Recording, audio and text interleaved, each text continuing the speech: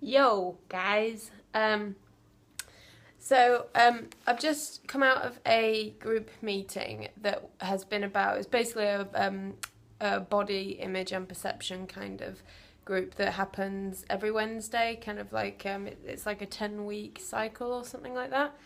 And today was based around sort of feeling fat and what does that actually mean? Because the lady in charge basically said you can't really say you feel fat more than you could say like, oh, I feel like I've got blue eyes, or I feel like I've got red hair.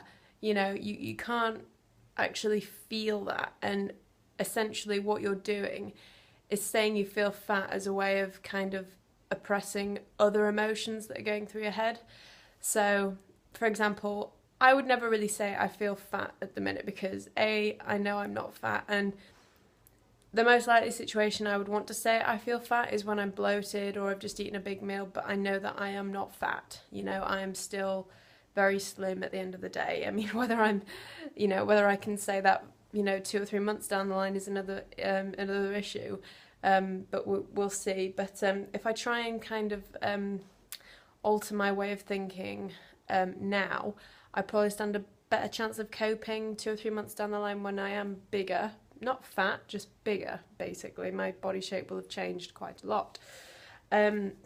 Because I suppose that when I would typically say, oh, I feel really fat, is when my mood is down, I'm feeling pretty low.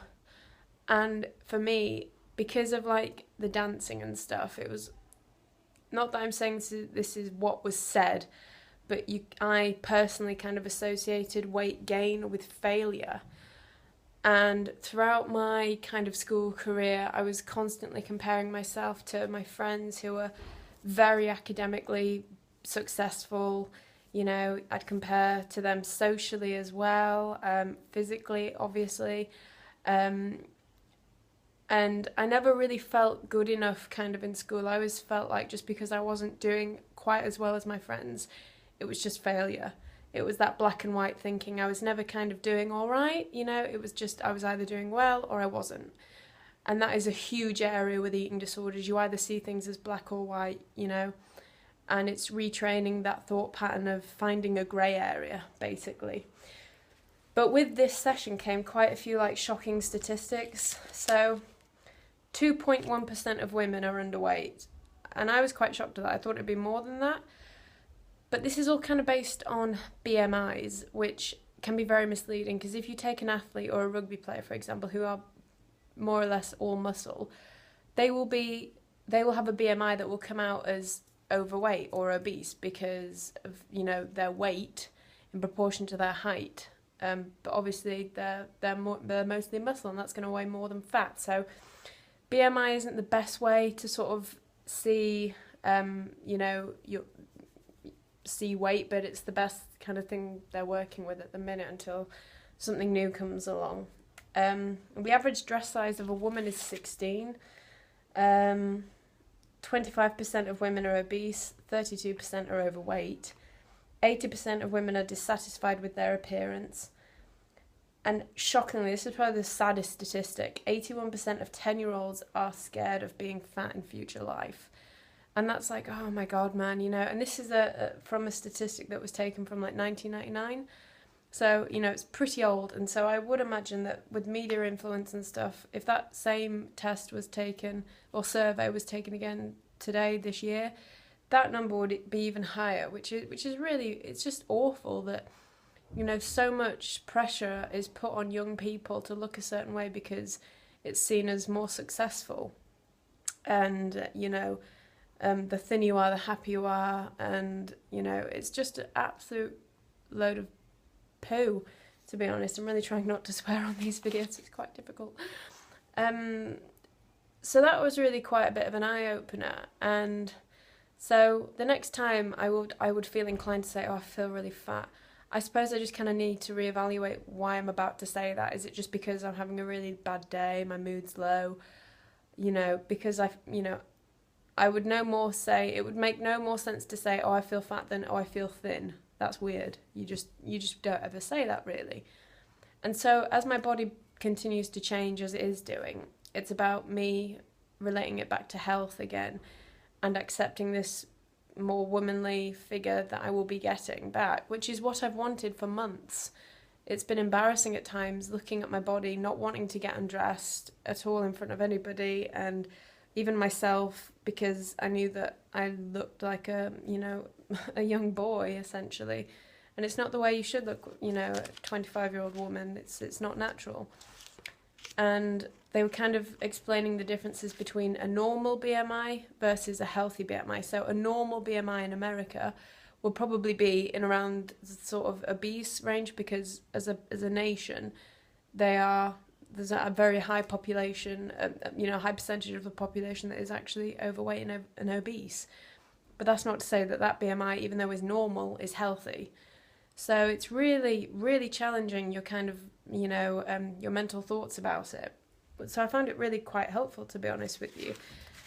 And so what they're wanting us to do for kind of homework is to do some like self-affirmations. So a huge challenge that I'm going to have to face up to in the next couple of weeks is actually looking at my body fully in a mirror, not a reflection in like a glass window pane, but actually looking at it and seeing how it's changed, because I'm just doing it in bits at the minute. I could no more look at myself in a mirror right now than I could go and fly to the moon. It's not something I'm mentally prepared for yet whatsoever. I'll probably approach my nurse and see if she can sort of be around at the time when I do it, just for a bit of support, because it's going to be a pretty hard thing for me to do. But when the time's right, I'm going to do it. I have to do it and accept my new shape for what it is.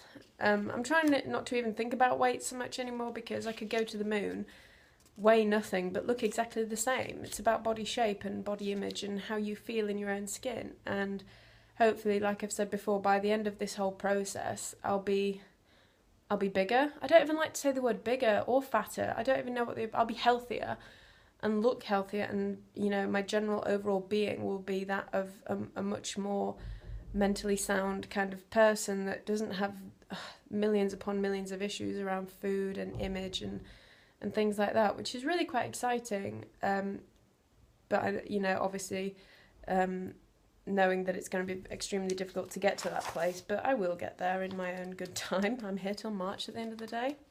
Oh yeah, on that note, I've had a lot of messages for people saying, kind of hang in there and you can do it. So thank you for everyone that's been in touch regarding my possible discharge date, because it is pretty scary. I think the most gutting thing about it is that I can't go skiing. That really is annoying. But again, I've kind of got to think, well, next year I'll be physically a lot more able to ski better. So, if I'd have gone skiing in January and hadn't come in here, God knows what kind of physical state I'd be in. I don't think I'd be able to ski, to be honest, which would be worse than not skiing at all. So we have to reverse it.